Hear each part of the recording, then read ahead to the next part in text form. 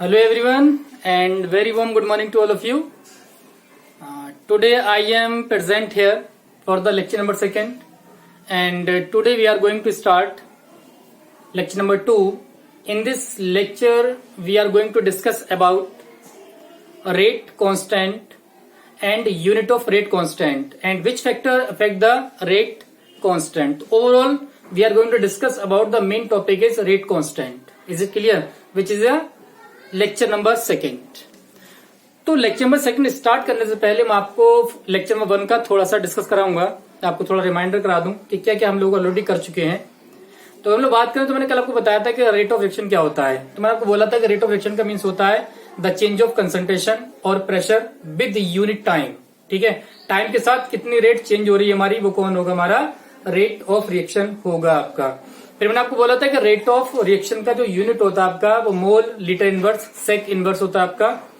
Then मैंने आपको बताया था कि रेट ऑफ डिसअपियरेंस और रेट ऑफ अपीयरेंस क्या होता है. मैंने बोला था कि आप रेट ऑफ डिसअपियरेंस जो यूज करने वाले हैं वो करेंगे आप रिएक्टेंट के लिए, और जो रेट ऑफ अपीयरेंस होगा आपका वो यूज करने वाले हैं आप प्रोडक्ट के लिए. और मैं ऑलरेडी आपको बता चुका था कि कैसे आप रेट ऑफ डिसअपियरेंस और रेट ऑफ अपीयरेंस को लिखेंगे.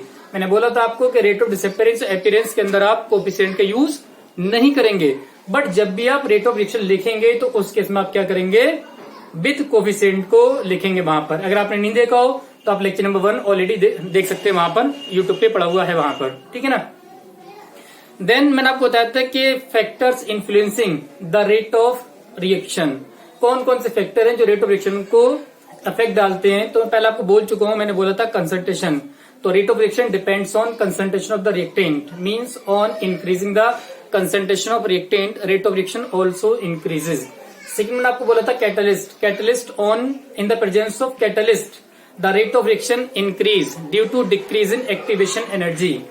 थर्ड मैंने आपको बताया pressure, on increasing the pressure the rate of reaction also increases. Fourth मैंने बोला था आपको वॉल्यूम बताया था कि on increasing the volume rate of reaction decreases because pressure having inverse relation with volume. Is it clear?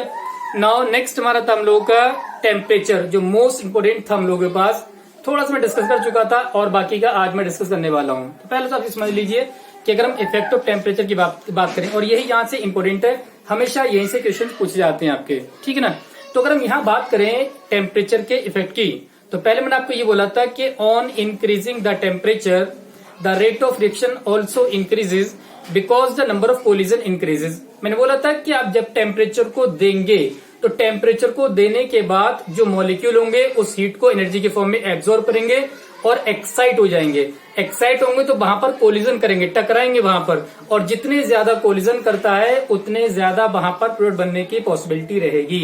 तो कहने का मीन्स ये on increasing temperature rate of reaction also increases because number of collision increases. Clear.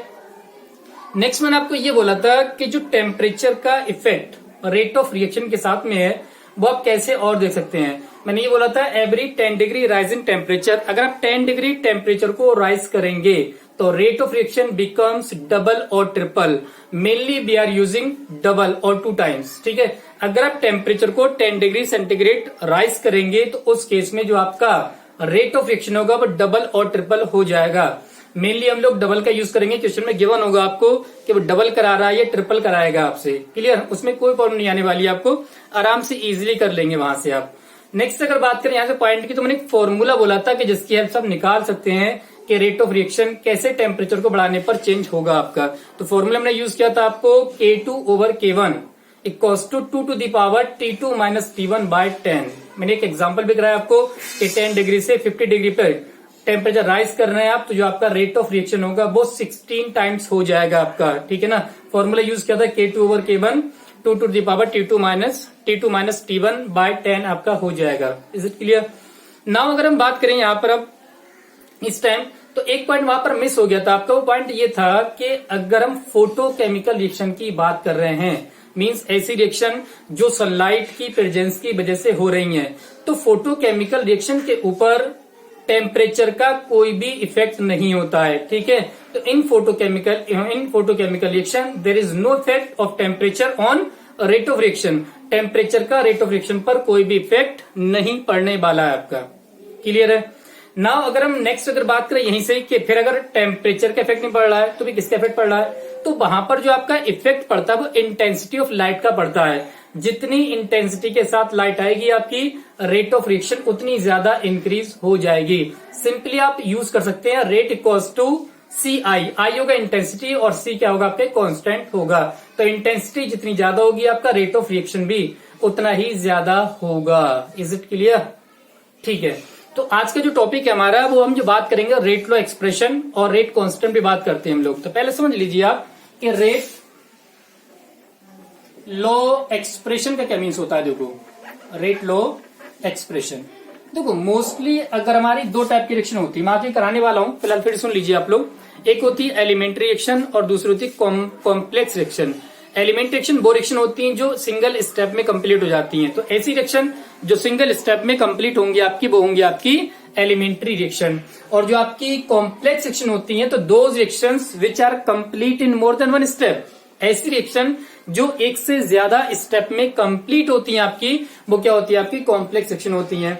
अब अगर complex reaction है आपकी तो complex reaction के अंदर रेट लॉ एक्सप्रेशन कैसे लिखेंगे भैया? अगर कोई भी आपकी एक से ज्यादा स्टेप में रिएक्शन है इसका मीन्स ये होता है कि वहां पर एक से ज्यादा स्टेप में एक स्टेप ऐसी होगी जो फास्ट होगी आपकी और दूसरी होगी आपकी स्लो स्टेप होगी। तो हमेशा माइंड मेकअप कर लीजिए आप कि जो स्लो स्टेप होगी रेट डिटरमाइनिंग स्टेप होगी आपकी, मतलब जो रेट ऑफ रिएक्शन निकालेंगे आप वो स्लो स्टेप की हेल्प से निकालेंगे। तो पहला पॉइंट तुम्हारा ये हो गया कि जो रेट लॉ एक्सप्रेशन जो होता है, रेट लॉ एक्सप्रेशन वो डिपेंड्स करता है, depends on slow step of the reaction, slow step of the reaction. जो रिएक्शन आपका उसकी जो स्लो स्टेप होगी उस पर डिपेंड करेगा, मींस फास्ट स्टेप पे डिपेंड नहीं करेगा। कब? जब ये रिएक्शन कैसी होगी आपकी कॉम्प्लेक्स रिएक्शन होगी। और अगर सिंपल रिएक्शन है तब तो नो प्रॉब्लम, सिंपल रिएक्शन में एक ही स्टेप होगा आपका और एक ही स्टेप उसी पे डिपेंड करेगा आपका, तो टेंशन वैल्यू की बात ही नहीं है यहाँ पर। अब देखो लिखते कैसे हम लोग, लिखने की अगर बात करें तो सपोज करो मेरा रिएक्शन है M A plus N B और गिव्स प्रोडक्ट। यहाँ पर क्या हो रहा है आपका एक रिएक्शन जनरल रिएक्शन ले ली मैंने कि M A plus N B gives product. अब मैं यहां से अगर रेट की बात करूं तो रेट इक्वल्स टू क्या निकल के आएगा मेरा K A to the power M और B to the power N, आपका ये हो जाएगा।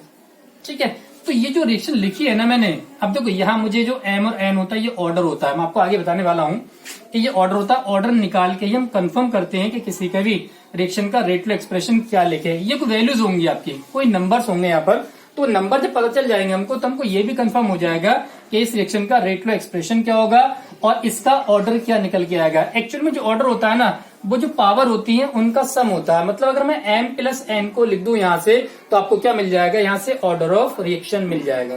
क्लियर हुआ आपको? तो ये क्या होता है आपका रेट लॉ एक्सप्रेशन होता है। फिर बोल रहा हूँ कि रेट लॉ एक्सप्रेशन जो होता है अगर आपकी कॉम्प्लेक्स रिएक्शन है तो जो स्लो स्टेप होगा आपका वो रेट डिटरमाइनिंग स्टेप होगा, मींस वो रेट को डिटरमाइन करेगा आपका। और अगर एलिमेंट्री रिएक्शन है जो सिंगल स्टेप में कंप्लीट हो रही है आपकी तो उस केस में आपको कुछ भी नहीं करना पड़ेगा, वो सिंगल स्टेप होगी, सिंगल स्टेप गिवन होगी, आपको सीधे क्या करेंगे रेट लॉ एक्सप्रेशन लिख देंगे। तो ये जो होगा आपका वो क्या कहलाएगा, रेट लॉ एक्सप्रेशन। तो यहां से एक तो रेट लॉ एक्सप्रेशन मिलेगा, दूसरा मैं आपको यही लिख दे रहा हूं कि यहां से आपको ऑर्डर ऑफ रिएक्शन भी कंफर्म हो जाएगा। क्या कंफर्म होगा आपको ऑर्डर ऑफ रिएक्शन, जो कौन आएगा आपका m प्लस एन यहां से हो जाएगा। ठीक है, इसको और डिटेल में लेकर चलते हैं हम लोग कब, जब एक लॉ देखेंगे हम, लॉ ऑफ मास एक्शन। ठीक है, तो लॉ ऑफ मास एक्शन के अंदर और क्लियर होगा हमारा कि यहां से हम लोग क्या करेंगे। ठीक है, तो नेक्स्ट टॉपिक हमारा क्या होगा, लॉ ऑफ मास एक्शन। तो नेक्स्ट देखिए आप लोग लॉ ऑफ मास एक्शन। देखो लॉ ऑफ मास एक्शन में क्या क्या देखना आपको देख लीजिए आप लोग। अगर हम बात करें लॉ ऑफ मास एक्शन की तो पहले से गिवन बाय गुलबर्ग एंड पीवागे, गुलबर्ग एंड पीवागे दो साइंटिस्ट थे जिन्होंने पहले कौन क्या दिया था हमको, लॉ ऑफ मास एक्शन के बारे में बताया। इनके अकॉर्डिंग क्या था, देखो इनके अकॉर्डिंग ये था कि कोई भी रिएक्शन है, suppose N A gives product, ठीक है, ये आपका प्रोडक्ट है, तो इनके अकॉर्डिंग ये था कि रेट ऑफ रिएक्शन जो होती है वो डायरेक्टली प्रोपोर्शनल होती है to the concentration of reactant with its suitable power. ठीक है, या आप ऐसे कह सकते हो रेट इक्वल्स टू कांस्टेंट हटाएंगे, साइन हटाएंगे ये, तो ये कांस्टेंट आएगा आपका के और ये ए टू द पावर एन आ जाएगा आपका। ठीक है, एक तो ये सिंपल रिएक्शन नहीं हो सकती है आपकी। दूसरा क्या हो सकता है यहाँ पर कि आपके पास कोई वही रिएक्शन मिल जाए एम ए NB और गिब्स प्रोडक्ट। अब आप क्या करेंगे देखो, तो यहां से जो रेट ऑफ रिएक्शन होती है वो डिपेंड करती है product of molar concentration of the reactant. Product means multiply with its suitable power. ये आपका M आ जाएगा, यहां पर आपका N आ जाएगा। ठीक है, तो यहां से according to this law the rate of reaction is directly proportional to the product. Product means multiply. ठीक है, प्रोडक्ट ऑफ मोलर कंसंट्रेशन कह लो, मोलरिटी कह लो या एक्टिव मास कह लो, सारे टर्म सेम ही आपके। ठीक है, तो rate is directly proportional to the product of molar concentration of active mass, molarities कह लो आप, ठीक है, या कंसंट्रेशन कह लो आप।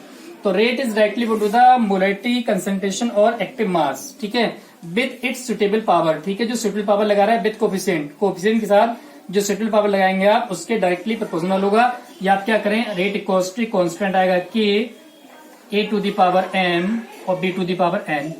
मैं ऑलरेडी बता चुका हूं आपको, यही क्या हमारा रेट लो एक्सप्रेशन है ना। क्या है ये, रेट लो एक्सप्रेशन। ठीक है, जिसकी हेल्प से हम लोग क्या करते हैं, ऑर्डर ऑफ रिएक्शन को कैलकुलेट करेंगे। यहाँ पर आगे ये भी ध्यान रखना, जो के होता है, के is a constant which is called rate constant, जो क्या कहलाएगा हमारा रेट कांस्टेंट कहलाएगा। और इसी को बोलेंगे वेलोसिटी कांस्टेंट, वेलोसिटी कांस्टेंट। एक और नाम होता है और स्पेसिफिक कांस्टेंट। क्या बोलेंगे आप, स्पेसिफिक कांस्टेंट का नेम देंगे। यहां से क्लियर हो गया होगा आपको। तो फिर समझ लीजिए आप कि लॉ ऑफ मास एक्शन में क्या पढ़ने वाले हैं हम लोग। लॉ ऑफ मास एक्शन की अगर बात की जाए तो पहली बात given by Guldberg and P बागे। तो जो आपके गुलबर्ग और पी बागे थे उन्होंने सबसे पहले लॉ ऑफ मास एक्शन को दिया था। सेकंड डेफिनेशन क्या होती है कि according to this law the rate of reaction is directly proportional to the concentration of reactant if one reactant is given. अगर आपका एक ही रिएक्टेंट है तो सिंपल ये बोलेंगे आप। अगर आपका मोर देन वन हो जाए यहां से तो क्या होगा, according to this law the rate of reaction is directly proportional to the product mean multiply product of molar concentration कह लो आप, एक्टिव मास और simply we can say concentration. ठीक है ना, तो rate is directly to the molar concentration of the reactant with its suitable power. तो यहां से साइन हटाएंगे तो रेट इक्वल्स टू कांस्टेंट क्या आ जाएगा, A to the power M और B to the power N होगा, जो क्या कहलाएगा आपका रेट लो एक्सप्रेशन कहलाएगा। ठीक है, 3 नेम्स हैं, ध्यान रखना बहुत अच्छे से। आप कोई भी नेम दे सकता है आपको। पहला क्या आपका रेट कांस्टेंट, सेकंड होगा आपका वेलोसिटी कांस्टेंट और थर्ड जो होगा आपका वो स्पेसिफिक कांस्टेंट होगा। तो 3 नेम्स आपके यहाँ पर गिवन है आपके। ठीक है ना, आप स्क्रीनशॉट ले लीजिए इसका। नेक्स्ट टॉपिक देखते हैं यहाँ से हम लोग। Now see the next topic की देखा था हम लोगों ने, जिसको क्या बोल रहे थे हम लोग, रेट कांस्टेंट। अदर नेम क्या था, वेलोसिटी कांस्टेंट या और बोल रहे थे स्पेसिफिक कांस्टेंट। ठीक है ना, इतने नेम दे देते हैं। अब तो करना क्या आपको, डेफिनेशन देखेंगे पहले आप रेट कांस्टेंट के। हमेशा 12th में पूछ लेता आपसे 1 मार्क्स में कि डेफिनेशन ऑफ रेट कांस्टेंट तो पता होना चाहिए आपको। एक जनरल इक्वेशन थी हम लोगों के पास, MA plus NB gives product, ये तो था। इसके अगर हम लोग रेट लो एक्सप्रेशन लिखेंगे तो रेट इक्वल्स टू क्या आएगा आपके पास, k A to the power M और B to the power N। ठीक, अब आपको करना क्या, देखो, इफ concentration of A या active mass of A and active mass of B is taken as unity means 1। अगर आप इन दोनों को उनमें ले ले तो क्या होगा, रेट इक्वल्स टू यहाँ आपका क्या आ जाएगा, 1 की पावर M और 1 टू की पावर N आपका ये हो जाएगा। 1 की पावर कितना ही कर दो 1 ही रहता है हमेशा, सबको पता है। तो K 1 इंटू 1 आपका ये हो जाएगा। तो K इक्वल्स टू क्या आ जाएगा, रेट इक्वल्स टू K, क्या आपका रेट कांस्टेंट। ठीक है, तो यहां से डेफिनेशन देखो आप। अगर मैं यहां से डेफिनेशन की बात करूं तो डेफिनेशन क्या मिलेगी मुझे, डेफिनेशन क्या होगी, मैंने क्या किया है कि रिएक्टेंट की कंसंट्रेशन को यूनिटी किया है। ठीक है ना, तो क्या लिखूंगा, at unit concentration of reactant. क्या लिखूंगा मैं, at unit concentration of reactant the rate of reaction is equal to the rate constant. और आप ऐसे बोल सकते हो कि rate constant is equal to the rate of reaction. कब, जब आपकी कंसंट्रेशन कितनी होगी, यूनिटी होगी, या एक्टिव मास कितना होगा आपका, यूनिटी की फॉर्म में प्रेजेंट होगा। फिर बोल रहा हूं मैं, at unit concentration of the reactant the rate constant is equal to the rate of reaction. Clear. आगे देखिए कौन कौन से फैक्टर्स हैं, करेक्टरिस्टिक्स कौन कौन से हैं के वो देखिए आप। बहुत पूछता है वो के जो होता है आपका वो डिपेंड करता है नेचर ऑफ रिएक्शन। रिएक्शन का नेचर क्या आपका उस पर डिपेंड करता है, कभी नहीं पूछेगा आपसे। मेनली जो पूछेगा आपसे वो टेम्परेचर का केस पूछेगा। टेम्परेचर पर रेट कांस्टेंट डिपेंड करता है, यही क्वेश्चन आ चुका है आपका। ठीक है, कैसा होता है, डायरेक्टली होता है। अगर आप टेम्परेचर को बढ़ाएंगे तो के की वैल्यू भी क्या होगी आपकी, इंक्रीज कर जाएगी। अब आप कहें सर हमको कैसे पता चलेगा कि टेम्परेचर पर रेट कांस्टेंट डिपेंड कर रहा है? तो टेम्परेचर डिपेंड ऐसे करेगा कि इक्वेशन होती है आरहेनियस इक्वेशन, नाम सुना होगा आप लोगों ने, आरहेनियस इक्वेशन। आरहेनियस इक्वेशन जो है वो रिलेशन देती है हमारा रेट कांस्टेंट का टेम्परेचर के साथ में। इक्वेशन होती है के कॉस to A e to the power E a over R T. आपका यहां से जो आपका सिंबल जो होते हैं, के क्या होता है आपका रेट कांस्टेंट होता है, ए जो होता है आपका प्री एक्सपोनेंशियल फैक्टर, ए क्या होगा आपका प्री एक्सपोनेंशियल फैक्टर, ई जो होता है आपका एक्सपोनेंशियल फैक्टर होगा, ई होता है आपका एक्टिवेशन एनर्जी, आर होता है आपका गैस कांस्टेंट और टी होता है टेम्परेचर। तो यहाँ पर आपका के और टी का रिलेशन देखने को मिलता है। तो उसका ये कंफर्म होता है कि जो टेम्परेचर है उस पर रेट कांस्टेंट डिपेंड करता है। ये क्या रेट कांस्टेंट पे टेम्परेचर का इफेक्ट पड़ता है यहाँ से। ठीक है, सिंबल सारे क्लियर है आपको, क्या है देखो, के क्या आपका rate constant, rate constant, A क्या आपका pre exponential factor, pre exponential factor, e जो होता है आपका एक्सपोनेंशियल फैक्टर होगा आपका, एक्सपोनेंशियल फैक्टर, ये जो होता है आपका एक्टिवेशन एनर्जी होगा आपका, ये एक्टिवेशन एनर्जी, आर होता है आपका गैस कांस्टेंट, गैस कांस्टेंट और टी होगा आपका टेम्परेचर। ठीक है, तो इतनी चीजों पे यहाँ पर जो रिलेशन आपका वो ये है जिसको बोलते हैं आरहेनियस इक्वेशन। इसी को अगर आप सॉल्व करेंगे कब, जब आपके पास टेम्परेचर T1 पे रेट कांस्टेंट K1 हो और T2 पे आपका रेट कांस्टेंट K2 हो जाए, तब यहां से एक और रिलेशन निकल के आता है। क्या निकल के आता है, log base 10 K2 over K1 cos 2 EA over 2.303 R 1 over T1 minus 1 over T2। ये इसकी मॉडिफाइड फॉर्म है। कब यूज करेंगे आप, जब आपका एक से ज्यादा टेम्परेचर गिवन हो। इसको और चेंज कर सकते हैं आप, log K2 over K1 cos 2 EA over 2.303 R 1 over T2 minus T1 और ये T1 इंटू T2। बस एल्सियम लेना आपको, बाकी इसको आपकी मॉडिफाइड फॉर्म मिल जाएगा। तो यहाँ से बेसिक तो आपका ये बाकी और भी है। यहाँ पर कैटलिस्ट का एक इफेक्ट होता है, ध्यान रखना। किसका इफेक्ट होता है, सेकंड कैटलिस्ट का। कैटलिस्ट का पता ही है आपको, कैटलिस्ट रेट कांस्टेंट की वैल्यू को भी बढ़ा देगा। कैसे बढ़ाएगा, एक्टिवेशन एनर्जी को कम करके। ठीक है, तो एक आप यहाँ पर कैटलिस्ट का भी ध्यान रखना। वैसे टेम्परेचर का ज्यादा पूछा जाता है, वही आपको पता होना चाहिए हर हाल में कि कैसे इफेक्ट डालेगा वहां पर। ठीक है ना, तो यहाँ पर अब तक मैंने जो किया सुन लो आप लोग। रेट कांस्टेंट की पहले डेफिनेशन बताई मैंने आपको, at unit concentration of the reactant, ये एक्टिव मास, ठीक है, और unit concentration of reactant the rate of reaction is equal, rate constant is equal to the rate of reaction. दूसरे ने बोला कैरेक्टरिस्टिक्स, तो टेम्परेचर का इफेक्ट होता है, यही ऑप्शन मिलेगा आपको। बाकी प्रेशर गिवन होगा, कंसंट्रेशन गिवन होगा, सब कुछ गिवन होगा, कुछ नहीं देखना आपको, बस क्या देखना है, टेम्परेचर का इफेक्ट देखना है। तो रेट कांस्टेंट जो होगा टेम्परेचर से इफेक्टेड होगा। ठीक है, मींस ये इसके डायरेक्टली होता है। अगर आप टेम्परेचर को बढ़ाएंगे तो रेट कांस्टेंट की वैल्यू भी बढ़ जाएगी। ठीक है ना। दूसरा ये कि हमको कैसे पता चले, तो हम देखते हैं आरहेनियस इक्वेशन, जो क्या होती है, के कॉस to A E minus power E a over R T. के क्या आपका रेट कांस्टेंट, ये आपका प्री एक्सपोनेंशियल फैक्टर, ई क्या होगा आपका एक्सपोनेंशियल फैक्टर होगा आपका, E A activation energy, R gas constant, T temperature आपका। इसी को अगर हम सॉल्व करेंगे लॉग लेके दोनों साइड में एल एन लेके, तो आपको ये कंफर्म होगा कि अगर T1 पे रेट कांस्टेंट K1 है, T2 पे K2 है, तो जो इक्वेशन मिलेगी आपको log K2 over K1 equals to E over 2.303 R 1 over T1 minus 1 over T2। ये इसकी मॉडिफाइड फॉर्म होगी आपकी। ठीक है ना, तो आप इसका स्क्रीनशॉट ले लीजिए, बाकी आगे बात करते हैं हम लोग। चलिए अब हम देखते हैं नेक्स्ट टॉपिक हमारा यूनिट ऑफ रेट कांस्टेंट, जो इम्पोर्टेंट है और हमेशा आपको यूनिट पूछ ही लेता है आपसे।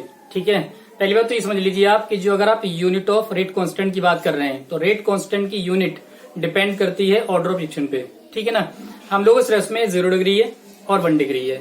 वैसे ऑर्डर टाइप की अगर बात करें आप, तो 0 डिग्री 1 2 3 तक देखेंगे आप, जो यूनिट्स यहाँ पर हम लोग बताने वाले हैं आपको मैं। ठीक है, तो उसके पहले मैं आपको फॉर्मूला दूंगा जिसकी हेल्प से आप इजीली निकाल सकते हैं कि किसी भी ऑर्डर के लिए यूनिट ऑफ रेट कांस्टेंट क्या निकल के आएगा आपका। क्लियर है, कैसे निकालना समझ लीजिए। तो पहला पॉइंट ये क्लियर होगा आपको कि जो होता है डिपेंड करता है के depends on order of reaction. ठीक है, आपको टेंशन ना ले आप बिल्कुल भी, आपको अभी कुछ भी एक्स्ट्रा याद करने की जरूरत नहीं है। अभी आपको अगर नहीं पता कि ऑर्डर क्या होता है मत पढ़ो, ठीक है, छोड़ दो आप, अभी मत देखो आप। जब मैं आपको कराऊंगा तो खुद ब खुद क्लियर हो जाएगा कि ऑर्डर ऑफ रिएक्शन क्या होता है। बट अभी मैं आपको क्या निकलवा रहा हूँ, केवल यूनिट निकाल रहा हूँ। ठीक है, तो के जो डिपेंड करता है आपका वो ऑर्डर ऑफ रिएक्शन पे डिपेंड करेगा। कैसे देखो, सपोज करो मैं कोई nth ऑर्डर की रिएक्शन ले रहा हूँ, एनआर ले लिया मैंने, एनआर, और ये प्रोडक्ट में कन्वर्ट हो रहा है आपका। ठीक है, लॉ ऑफ मास सेक्शन के अकॉर्डिंग जो रेट होता है आपका वो निकल के आएगा के डायरेक्ट लिख रहा हूं मैं। ठीक है, R to the power N आपका ये हो जाएगा। एन क्या आपका ऑर्डर ऑफ रिएक्शन, ध्यान रखना, एन इज ऑर्डर ऑफ, लिख दे रहा हूं मैं, ऑर्डर ऑफ रिएक्शन। अब देखो मैं आपको रेट का फॉर्मूला करा चुका हूं, माइनस डी आर, ये delta R over delta t, और ये हो जाएगा के, और R to the power N आपका ये हो जाएगा। ठीक है, आपको इसकी यूनिट देखना है।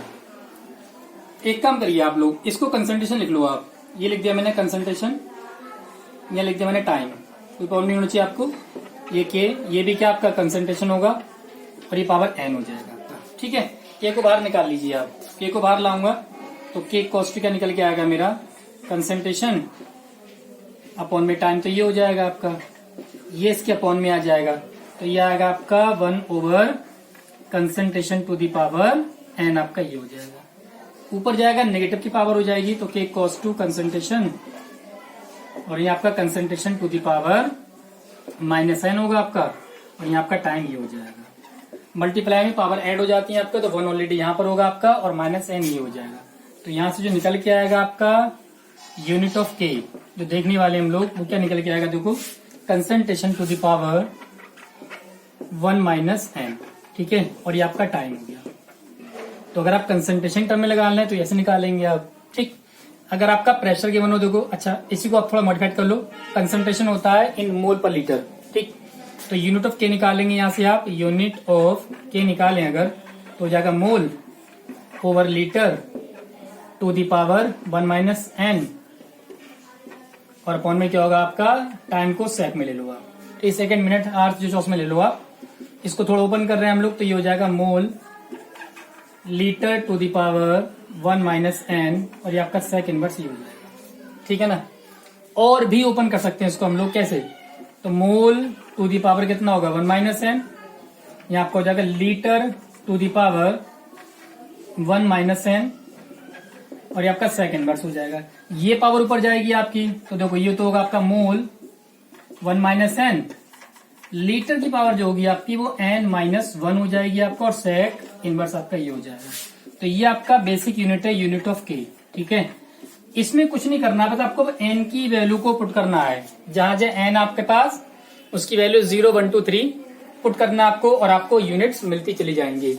एक बात और ध्यान रखना, जो हम लोग यूनिट ऑफ के लिख रहे हैं कंसंट्रेशन 1 माइनस एन, बट अगर प्रेशर गिवन हो आपका, तो यहां से ये यूनिट ऑफ के निकल के आएगी आपकी, यूनिट ऑफ के प्रेशर की होती atm to the power 1 minus n, और ये टाइम सेकंड में ले लो आप, सेक आपका ये हो जाएगा। तो यहां से निकल के आएगा atm to the power 1 minus n, और ये आपका सेक इनवर्स ये हो जाएगा। तो ये आपका यूनिट ऑफ के, जब गैस रिएक्शन गिवन हो आपकी, तो गैस का प्रेशर होता है, तो प्रेशर के फॉर्म में आपकी यूनिट यहाँ से क्लियर हो जाएंगी आपकी। ठीक है ना, इसका भी स्क्रीनशॉट ले लीजिए आप, और आई होप समझ में आ गया होगा। इसको आप याद कर लीजिए, जल्दी से, यूनिट ऑफ के कॉस्ट to mole to the power 1 minus n, litre to the power n minus 1, और सेक इनवर्स। ठीक है ना, स्क्रीनशॉट लीजिए आप जल्दी से। चलिए देखिए, तो मुझे फॉर्मूला मिला है यूनिट ऑफ के का, क्या मिला है, mole to the power 1 minus n, litre to the power n minus 1, और सेक इनवर्स आपका ये आ गया। क्लियर है, ये तो निकाला मैंने, mole to the power 1 minus n, litre to the power n minus 1, और सेक इनवर्स हो गया आपका। ठीक, अब आपको क्या करना है, देखो पहले निकालते हैं for zero order. Zero order के लिए मुझे क्या निकालना है, यूनिट ऑफ के निकालना है। ठीक, एक यूनिट मिलती है हर हाल में, आपको बहुत अच्छे से याद होना चाहिए। याद कुछ नहीं करना आपको, इस फॉर्मूले को याद करना है बस, बाकी डेटा पुट करिए लेंगे आप। जीरो ऑर्डर मतलब होता है ऑर्डर रिएक्शन, तो n कितना हो जाएगा मेरा 0, पुट करूंगा मैं यूनिट ऑफ के, देखिए क्या निकल के आएगा, ये हो जाएगा mole to the power 1 minus 0, litre to the power 0 minus 1, और ये आपका सेक इनवर्स हो जाएगा। तो यहाँ से आपका मोल आ जाएगा, मोल टू दी पावर 1। यहाँ लीटर का इनवर्स हो जाएगा 0-1, और इस सेक इनवर्स आपका ये हो जाएगा। तो पहली यूनिट आ गई हमारे पास यूनिट ऑफ के, ठीक है, जो जीरो ऑर्डर के लिए क्या होगी, मोल, लीटर इनवर्स और सेक इनवर्स। ठीक, सेकेंड बात करते हैं for first order reaction. First order reaction बताइए एन की वैल्यू कितनी होगी, 1, ठीक है ना। तो यहां से जो एन हो जाएगा आपका 1 हो जाएगा। वैल्यू पुट करेंगे आप यूनिट ऑफ के। यूनिट ऑफ के की अगर बात करें तो देखो क्या निकल के आएगा, फॉर्मूला क्या, mole to the power 1 minus n की जगह 1 आ जाएगा आपका लीटर, क्या होता है आपका n-1, मतलब 1-1, और ये सेक इनवर्स हो जाएगा। यहाँ हो जाएगा आपका मोल टू दी पावर 0 हो गया आपका, लीटर 1-1 0 हो जाएगा आपका, और सेक इनवर्स आपका यहाँ हो जाएगा, ठीक है ना। अब देखो करना क्या आपको, किसी की पावर अगर 0 कर दें आप तो 1 हो जाता है, ठीक है, यूनिटलेस हो जाएगा आपका, ये 1 हो जाएगा, और यहाँ सेक इनवर्स आपका ये बचेगा। तो यहाँ से जो निकल के आएगा आपका वो सेक इनवर्स हो जाएगा। तो जो यूनिट ऑफ के निकल के आएगा आपका किसके लिए, फर्स्ट ऑर्डर के लिए, वो क्या होगा आपका सेक इनवर्स होगा आपका, ठीक है। नेक्स्ट देखिए आप, अगर आप सेकेंड ऑर्डर के लिए निकालें, for second order, second order के लिए क्या होगा, n इक्वल्स टू 2 हो जाएगा आपका। यूनिट ऑफ के की बात करना है आप, क्या होगा, mole to the power 1-2, litre to the power 2-1, और इस सेक इनवर्स आपका ये हो जाएगा। तो यहाँ आएगा आपका मोल टू दी पावर -1, और लीटर की पावर 1 आ जाएगा आपका, और सेक इनवर्स आपका ये आ जाएगा। तो यहां से निकल के आएगा मोल इनवर्स, लीटर, और ये आपका सेक इनवर्स, ठीक है। अब आपको एक यूनिट खुद निकालना है और कमेंट बॉक्स में बताना है मुझे, ठीक है। वो निकलना है आपको for third order reaction. Third order reaction बताना आपको कि थर्ड ऑर्डर रिएक्शन के लिए जो ऑर्डर ऑफ रिएक्शन आ रहा है वो कितना आ रहा है आपका, ऑर्डर ऑफ यूनिट ऑफ के, ठीक है। ये आपका होमवर्क है, इसको आप करके देखना और मुझे बताना कि कितना आंसर आ। कमेंट बॉक्स में बता देना, वहीं से मैं देख लूंगा, चेक कर लूंगा आपका, ठीक है ना। देख लीजिए आप, इसके शॉर्ट इसके ले लीजिए आप। चलिए क्वेश्चन आया हुआ कॉम्पिटिशन में, वो देख लीजिए आप पहले, ठीक है। क्वेश्चन क्या गिवन है आपको, कह रहा था value of rate constant, the value of rate constant, ठीक है। के की वैल्यू दे रहा है आपको, कह रहा के equals to 6, mole to the power -12, litre power half, और सेक इनवर्स, ठीक है। कह रहा find out the order of reaction, find out order of reaction, ठीक है। कह रहा ऑर्डर ऑफ रिएक्शन क्या होगा, के की वैल्यू गिवन है आपको, ठीक है, ये बताना आपको। देखो सॉल्यूशन में करा रहा हूं आपको, वैसे आप लोग पहले करके देखना, उसके बाद आगे की वीडियो कंटिन्यू करना। तो आपको के कितना गिवन है, 6, मोल -12, लीटर +12, सेक इनवर्स, ये आपको डेटा गिवन है, ठीक है। तो पहले आप यूनिट ऑफ के लिख लो यहाँ पर। यूनिट ऑफ के क्या निकलवाई थी मैंने, mole to the power 1-n, litre to the power n-1, और सेक इनवर्स आपका ये था। कंपेयर करिए मोल का मोल के साथ में, ठीक है। तो मोल टू दी पावर 1-n यहाँ पर equals to the mole power -12, base same है दोनों के, तो 1-n जो आएगा आपका -12 के इक्वल हो जाएगा। n को चलिए इसको ले आइए आप, तो 1 + 1/2 हो जाएगा आपका ये n, तो ये हो जाएगा आपका 3/2 n, और n इक्वल से कितना आएगा 1.5 आपका यहाँ से आ जाएगा। तो ऑर्डर जो होगा इसका तो फ्रैक्शन में आएगा 1.2। आप अगर इससे ना करना चाहें तो आप दूसरे से भी चेक कर सकते हैं। कह रहा litre to the power n-1 equals to, यहाँ कितना लीटर का पावर हाफ दे रहा है, बेस दोनों के सेम है, पावर इक्विवेलेंट कर लेंगे यहाँ से, तो यह हाफ हो जाएगा आपका, इसको साइड लाएंगे तो n equals to half + 1, n कितना आएगा 3/2, ये n इक्वल्स टू 1.5 आपका ये आएगा। दोनों ही केस में आपका ऑर्डर सेम निकल के आएगा, ये बात ध्यान रखिए बहुत अच्छे से आप लोग, ठीक है। और इसको आप लोग करके देखिए, ट्राई करके देखिए आप, और आई थिंक आपको समझ में आ गया होगा। तो ठीक है, फिर इतना ही रहने देते हैं हम लोग आज के लिए।